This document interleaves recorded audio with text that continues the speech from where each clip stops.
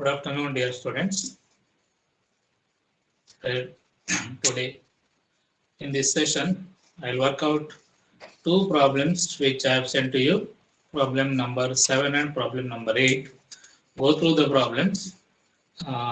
In problem number 7, we are calculating the exemption under section 54 EC if capital gain is invested in specified bonds. How that amount will be exempted ಅಂತ ಹೇಳುವಂತದ್ದು calculate ಮಾಡ್ತೇವೆ problem number 7 ಅಲ್ಲಿ. Problem number 8 ಕೂಡ 54 EC ಗೆ relate ಆಗಿರುವಂತದ್ದು. ಅಂದ್ರೆ excess amount ಇದ್ದನ್ನು 54 EC ಅಲ್ಲಿ invest ಮಾಡಿ ಅಥವಾ ಕ್ಯಾಪಿಟಲ್ ಗೇನ್ ಅಕೌಂಟ್ ಸ್ಕೀಮ್ ಅಲ್ಲಿ ಅಮೌಂಟ್ ಇನ್ವೆಸ್ಟ್ ಮಾಡಿದ್ರೆ ಯಾವ ರೀತಿಯಲ್ಲಿ ಎಕ್ಸಾಮ್ಷನ್ ಆಗ್ತದೆ ಅಂತ ಹೇಳಿ ಕ್ಯಾಲ್ಕುಲೇಟ್ ಮಾಡೋದಕ್ಕೆ will work out two illustrations. Watch carefully. If you have any doubts, you put it in the chat box. Later I will clarify it in the next class. So now we'll work out with the problem number 7. Mr. Harish purchased a residential house for rupees 3 lakh in August 2006. August 2006 ಹೇಳುವಾಗ 2006-7 financial year ಅಲ್ಲಿ ಬರ್ತದೆ. ಆ ವರ್ಷದ cost inflation index ಹಾಕ್ಬೇಕು ನೀವು ಅಲ್ಲಿ. He sold this house for rupees 12 lakh in October 2019. April 2019 ಇಂದ March 2020 ವರೆಗೆ ಸೇಲ್ ಮಾಡಿದ್ರೆ ನಮ್ಮ ರೆಲೆವೆಂಟ್ ಪ್ರೀವಿಯಸ್ ಇಯರ್ ಅಲ್ಲಿ ಬರ್ತದೆ. ಅದಕ್ಕೆ ಕಾಸ್ಟ್ ಇನ್ಫ್ಲೇಷನ್ ಇಂಡೆಕ್ಸ್ ನಿಮಗೆ ಗೊತ್ತಿದೆ 289, ಅದರಿಂದ ಮಲ್ಟಿಪ್ಲೈ ಮಾಡಬೇಕು. 12 lakhs ಗೆ ಸೇಲ್ ಮಾಡ್ತಾನೆ ಅಕ್ಟೋಬರ್ 2019 ಅಲ್ಲಿ. 3 ಲಕ್ಷಕ್ಕೆ ಆಗಸ್ಟ್ 2006 ಅಲ್ಲಿ ಪರ್ಚೇಸ್ ಮಾಡಿದ ಮನೆ 2019 ಅಕ್ಟೋಬರ್ ಅಲ್ಲಿ 12 lakhs ಗೆ ಸೇಲ್ ಮಾಡ್ತಾರೆ. Compute taxable capital gain if he purchases 3-year bond within 6 months for rupees 2,75,000 and deposits rupees 2,25,000 in capital gain account scheme in March 2020. ಒಂದು 6 months ಒಳಗೆ ಪರ್ಚೇಸ್ ಮಾಡ್ತಾನೆ ಬಾಂಡ್ಸ್. ಯಾವುದು ಬಾಂಡ್ ವಿದಿನ್ 6 months ಅಂತ ಹೇಳಿ ಕೊಟ್ಟಿದ್ದಾರೆ. 3-year bond within 6 months ಅಂತ ಹೇಳಿ ಅದು 54 EC ಅಲ್ಲಿ ಎಕ್ಸಾಮ್ಷನ್ ಇರ್ತದೆ. 54 ಅಲ್ಲಿ deposit in capital gain account scheme. Capital gain account scheme ಅಲ್ಲಿ ಡೆಪಾಸಿಟ್ ಮಾಡಿರುವಂತದ್ದು. ನಾವೇನು ಅಸಂಪ್ಷನ್ ಮಾಡ್ತೇವೆ, ಹಾಗೆ ಕ್ಯಾಪಿಟಲ್ ಗೇನ್ ಅಕೌಂಟ್ ಸ್ಕೀಮ್ ಅಲ್ಲಿ ಇನ್ವೆಸ್ಟ್ ಮಾಡಿದ್ರೆ ಆ ಹಣದಿಂದ ಅವ ಇನ್ನೊಂದು ಮನೆ ಪರ್ಚೇಸ್ ಮಾಡ್ತಾನೆ ಅಂತೇಳಿ ಅಸಂಪ್ಷನ್ ಮಾಡ್ತೇವೆ. ಓಕೆ, ಸೊ ಈ ಬೇಸಿಸ್ ಅಲ್ಲಿ ನಾವು ಕ್ಯಾಲ್ಕುಲೇಟ್ ಮಾಡ್ಬೇಕು ಎಷ್ಟು ಎಕ್ಸಾಮ್ಷನ್ ಆಗುತ್ತೆ, ಎಷ್ಟು ಟ್ಯಾಕ್ಸೇಬಲ್ ಇದೆ ಅಂತೇಳಿ ಕ್ಯಾಲ್ಕುಲೇಟ್ ಮಾಡ್ಬೇಕು. So mister Harish, computation of taxable capital gain.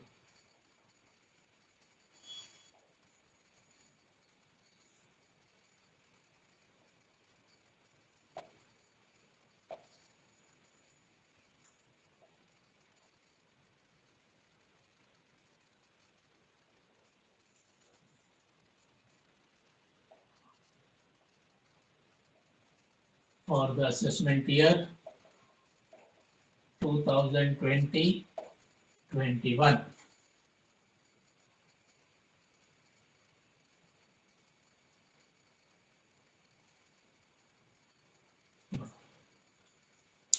First, you write sale proceeds.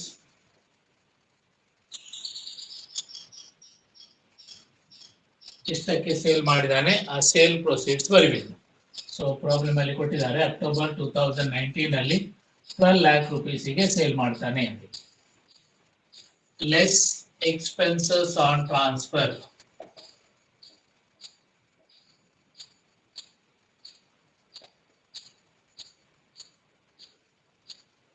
ಈ ಪ್ರಾಬ್ಲಮ್ ಅಲ್ಲಿ ಇಲ್ಲ, ನಿಲ್. ಬ್ರೋಕರೇಜ್ ಕಮಿಷನ್ ಏನಾದ್ರು ಕೊಟ್ಟರೆ ಅಲ್ಲಿ ಬರ್ತದೆ. Okay, net sale consideration.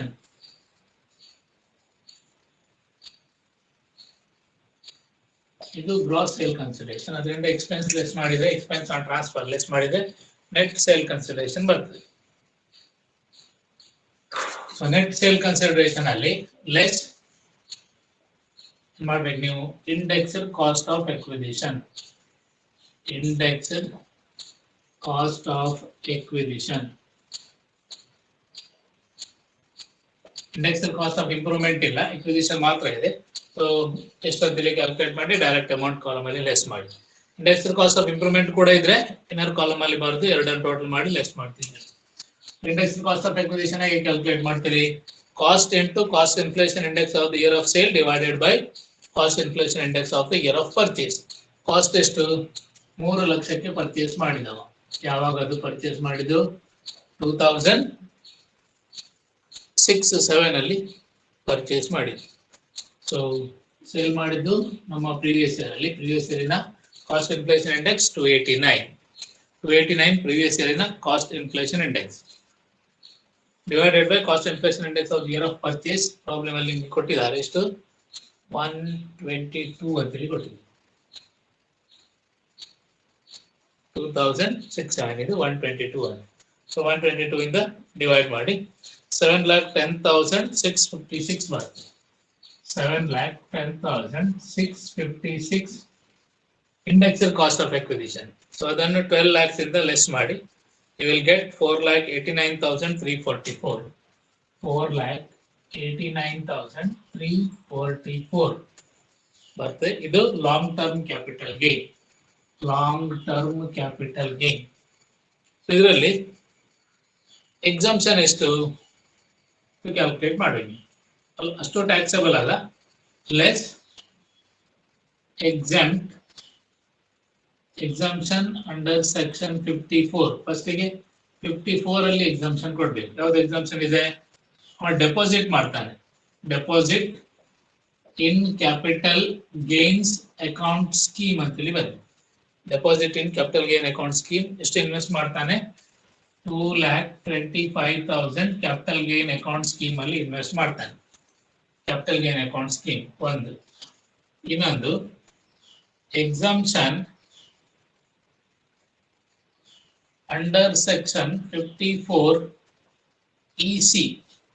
54 EC ಅಲ್ಲಿ ಕೂಡ ಒಂದು ಎಕ್ಸಾಮ್ಷನ್ ಇದೆ. ಯಾವ್ದದು? ಅವ 3 year bond within 6 months purchase ಮಾಡ್ತಾನೆ. Purchase of bonds within 3 months purchase ಮಾಡ್ತಾನೆ. ಸಾರಿ, ವಿದಿನ್ 6 months ಪರ್ಚೇಸ್ ಮಾಡ್ತಾನೆ. ಸೊ ಅದಕ್ಕೆ ಎಕ್ಸಾಮ್ಷನ್ ಇದೆ. ಇಷ್ಟಕ್ಕೆ 2,75,000. 2,75,000 ಇಲ್ಲಿ ಫುಲ್ ಎಕ್ಸಾಮ್ಷನ್. ಎಷ್ಟು ಪರ್ಚೇಸ್ ಮಾಡ್ತಾನೆ ಅಷ್ಟಕ್ಕೆ ಎಕ್ಸಾಮ್ಷನ್. ಟೋಟಲ್ ಮಾಡಿದಾಗ ಎಷ್ಟಾಗ್ತದೆ ನಿಮಗೆ? 5 lakh rupees ಆಗ್ತದೆ. ಎರಡು ಟೋಟಲ್ ಮಾಡಿದ್ರೆ 5 lakh rupees ಆಯ್ತು. So 4,89,344 capital gain. ಇವ 5 lakh rupees ಇನ್ವೆಸ್ಟ್ ಮಾಡಿದ್ದಾನೆ. ಸೊ ಟ್ಯಾಕ್ಸೇಬಲ್ ಕ್ಯಾಪಿಟಲ್ ಗೇನ್ ಎಷ್ಟು? ನಿಲ್. ನೆಗೆಟಿವ್ ಫಿಗರ್ ಬರ್ತದೆ. ಸೊ ನೆಗೆಟಿವ್ ಬರೀದೆ. Nil, taxable nil. ಇಷ್ಟು ಕ್ಯಾಪಿಟಲ್ ಗೇನ್. ಅದರಲ್ಲಿ ಫುಲ್ ಅಮೌಂಟ್ ಇವ ಇನ್ವೆಸ್ಟ್ ಮಾಡಿದ್ದಾನೆ. ಕ್ಯಾಪಿಟಲ್ ಗೇನ್ ಗಿಂತ ಜಾಸ್ತಿ ಇನ್ವೆಸ್ಟ್ ಮಾಡಿದ್ದಾನೆ. ಸೊ ಅದ ಕಾರಣ ಅಮೌಂಟ್ ಎಕ್ಸಾಮ್ಟ್ ಆಗ್ತದೆ. ಟ್ಯಾಕ್ಸೇಬಲ್ ಕ್ಯಾಪಿಟಲ್ ಗೇನ್ ಇಲ್ಲ. Taxable long term capital gain is nil. Taxable capital gain ಇಂದ ಲಾಂಗ್ ಟರ್ಮ್ ಕ್ಯಾಪಿಟಲ್ ಗೇನ್ ಇಂದ ಎಕ್ಸಾಮ್ಷನ್ ಕಡಿಮೆ ಇದ್ರೆ ಟ್ಯಾಕ್ಸೇಬಲ್ ಕ್ಯಾಪಿಟಲ್ ಗೇನ್ ಬರ್ತದೆ ನಿಮ್ಗೆ. ಇಲ್ಲಿ ಎಕ್ಸಾಮ್ಷನ್ ಜಾಸ್ತಿ ಇದೆ, 5 lakh ಇದೆ. So no taxable capital gain. Capital gain ಅಥವಾ ಇರುವಂತದ್ದು 12 ಲಕ್ಷ. 12 ಲಕ್ಷದಲ್ಲಿ 5 ಲಕ್ಷ ಇನ್ವೆಸ್ಟ್ ಮಾಡಿದ್ದಾನೆ. Full exam.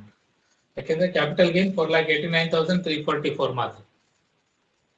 ಇದಕ್ಕಿಂತ ಜಾಸ್ತಿ ಇನ್ವೆಸ್ಟ್ ಮಾಡಿದ್ರೆ full exam.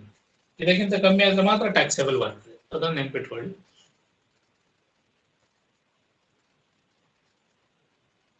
So this is how taxable lump sum capital gain is calculated. Then continue with the next illustration. ಇನ್ನೊಂದು problem ಇದೆ ಅಲ್ಲಿ. ಸೊ ಅದನ್ನು ಮಾಡುವ. ಸಿಮಿಲರ್ ಇಂಥದ್ದೇ. So I change only the amount.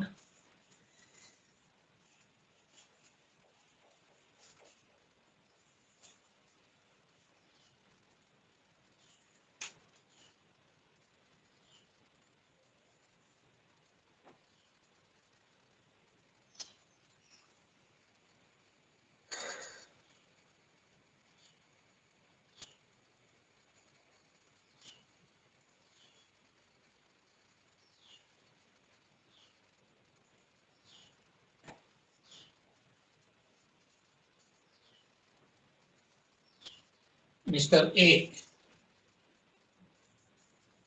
write the table. Mr. A. Computation of taxable capital gain for the assessment year 2020-21.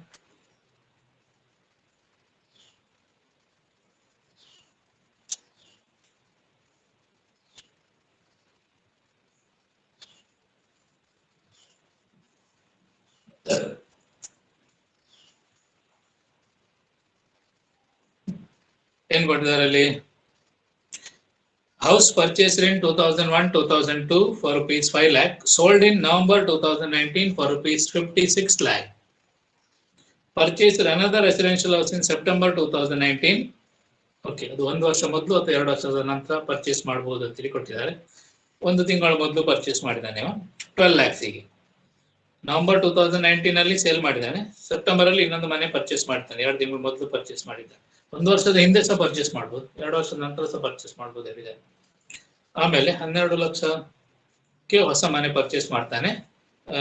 ಉಳಿದಿರುವಂತ ಹಣ ಇಷ್ಟು 1 lakh, sorry ಉಳಿದ 1 lakh National Highway Authority of India Limited ನವರ ಬಾಂಡ್ ಅಲ್ಲಿ ಇನ್ವೆಸ್ಟ್ ಮಾಡ್ತಾರೆ. ಅದು ಸ್ಪೆಸಿಫೈಡ್ ಬಾಂಡ್. ಆಗ ನಾವು theory ಬರ್ಕೊಳ್ಳುವಾಗ ನಾನಲ್ಲಿ ಎಕ್ಸ್ಪ್ಲೇನ್ ಮಾಡುವಾಗ ಥಿಯರಿಯಲ್ಲಿ ಅದು ಬಂದಿತ್ತು, ಅದನ್ನು ನೋಡಿಕೊಳ್ಳಿ. ಸ್ಪೆಸಿಫೈಡ್ ಬಾಂಡ್ಸ್ ಅಲ್ಲಿ ಅದು ಕೂಡ ಇದೆ. 5 ಲಕ್ಷಕ್ಕೆ ಪರ್ಚೇಸ್ ಮಾಡಿದ ಮನೆ 2001-2 ಅಲ್ಲಿ 2019 ನವೆಂಬರ್ ಅಲ್ಲಿ 56 ಲಕ್ಷಕ್ಕೆ ಸೇಲ್ ಮಾಡ್ತಾನೆ. ಸೊ ಸೇಲ್ ಮಾಡುವ 2 ತಿಂಗಳ ಮೊದಲು 12 ಲಕ್ಷ ಕೊಟ್ಟು ಇನ್ನೊಂದು ಮನೆ ಪರ್ಚೇಸ್ ಮಾಡಿದ್ದ, ಮತ್ತು ಸೇಲ್ ಮಾಡಿದ ಮೇಲೆ 1 ಲಕ್ಷವನ್ನು ಯಾವುದರಲ್ಲಿ national Highway Authority of India limited ನ ಬಾಂಡ್ ಅಲ್ಲಿ ಇನ್ವೆಸ್ಟ್ ಮಾಡ್ತಾನೆ. ಸೊ ಇದೆರಡು ಎಕ್ಸಾಮ್ಷನ್ ಗೆ ಇರ್ತದೆ. 12 ಲಕ್ಷದ ಮನೆ ಮತ್ತು 1 lakh National Highway authority bond ಅಲ್ಲಿ ಇನ್ವೆಸ್ಟ್ ಮಾಡಿರುವಂತದ್ದು ಎಕ್ಸಾಮ್ಷನ್ ಸಿಗ್ತದೆ. ಒಂದು 54 ಅಲ್ಲಿ, ಒಂದು 54 EC ಅಲ್ಲಿ ಎಕ್ಸಾಮ್ಷನ್ ಸಿಗ್ತದೆ. ಸೊ ಅದನ್ನು ನಾವು ಕ್ಯಾಲ್ಕುಲೇಟ್ ಮಾಡಬೇಕು. ಫಸ್ಟಿಗೆ ಸೇಲ್ ಪ್ರೊಸೀಡ್ಸ್ ಬರೀಬೇಕು. Sale proceeds you write 56 lakhs. Expenses on transfer nil. So net sale proceeds 56 lakhs. Write this. Sale proceeds 56 lakhs. 56 ಲಕ್ಷಕ್ಕೆ ಮನೆ ಸೇಲ್ ಮಾಡಿದ್ದಾನೆ. ಎಕ್ಸ್ಪೆನ್ಸ್ ಏನಿಲ್ಲ, ಡೈರೆಕ್ಟ್ ಅವನೇ ಸೇಲ್ ಮಾಡಿದ್ದಾನೆ. ಕಮಿಷನ್ ಇಲ್ಲ, ಬ್ರೋಕರೇಜ್ ಇಲ್ಲ. ಬ್ರೋಕರ್ಸ್ ಅನ್ನೆಲ್ಲ ಅಪಾಯಿಂಟ್ ಮಾಡಿ ಸೇಲ್ ಮಾಡಿದ್ರೆ ಬ್ರೋಕರೇಜ್ ಕೊಡ್ಬೇಕಾಗ್ತದೆ. ಅಷ್ಟು ಲೆಸ್ ಮಾಡಲಿಕ್ಕೆ ನಿಮ್ಗೆ ಇಲ್ಲಿ ಪ್ರಾವಿಷನ್ ಇದೆ. Net sale consideration is 56 lakh. ಆಮೇಲೆ ಇಂಡೆಕ್ಸ್ ಕಾಸ್ಟ್ ಆಫ್ ಎಕ್ವಿಸಿಷನ್ ಮಾಡಬೇಕು. ಇಂಡೆಕ್ಸ್ ಕಾಸ್ಟ್ ಆಫ್ ಎಕ್ವಿಸಿಷನ್ ಮಾಡಲಿಕ್ಕೆ, ಕಾಸ್ಟ್ ಆಫ್ ಎಕ್ವಿಸಿಷನ್ ಅಂದ್ರೆ ಕಾಸ್ಟ್ ಆಫ್ ಪರ್ಚೇಸ್ ಅಂತ ಹೇಳಿ. So what is cost of purchase? 5 lakh into cost inflation index of the year of sale. ನಾವು sale ಮಾಡಿದ ವರ್ಷದ cost inflation index 289, 1920ಗೆ 289. Cost inflation index of the year of purchase ಯಾವುದು? 2001-2002. ಅದು ನಮ್ಮ base year ಆದ ಕಾರಣ ಅಲ್ಲಿಗೆ 100 ಕಾಸ್ಟ್ ಇನ್ಫ್ಲೇಷನ್ ಇಂಡೆಕ್ಸ್ ಇರ್ತದೆ. 100 is the cost inflation index. So 5 lakh into 289 divided by 100 ಮಾಡಿ, it comes to 14,45,000. 14,45,000 ಲೆಸ್ ಮಾಡಿ. 56 lakhs ಅಲ್ಲಿ ಅಷ್ಟನ್ನು ಲೆಸ್ ಮಾಡಿ.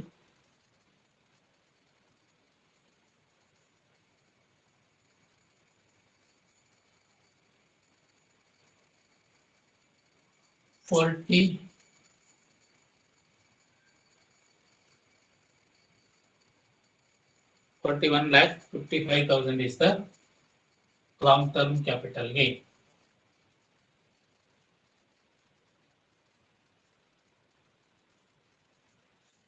Long-term capital gain.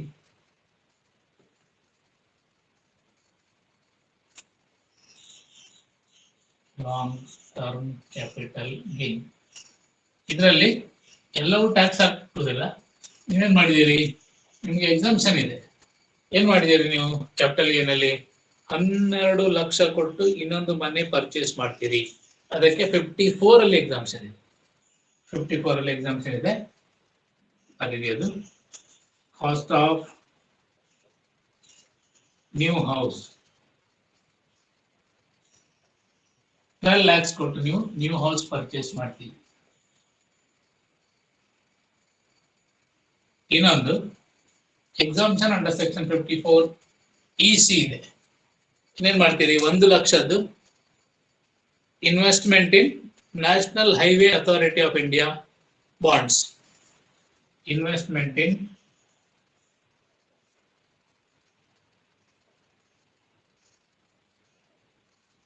National Highway Authority of India bonds 1 lakh invest ಮಾಡ್ತೀವಿ.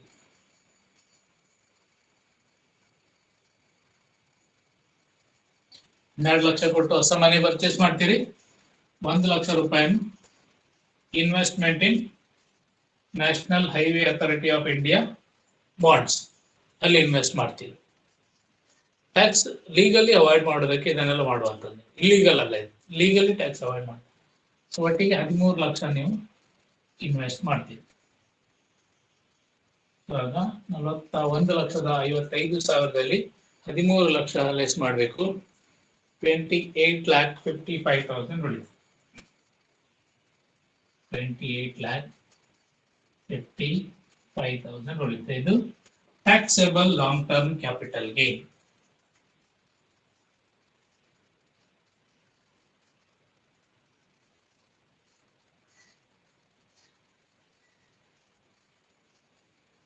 $28,55,000 is the taxable long-term capital gain.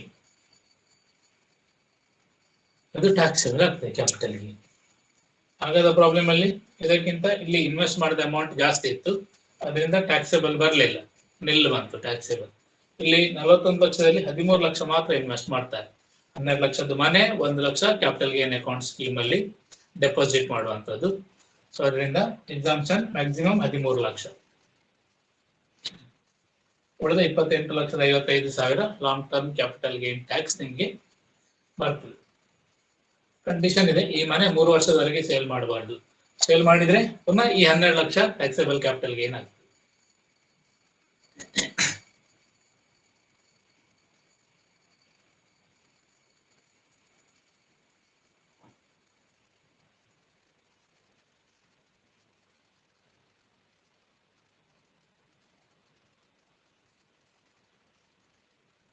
Yeah.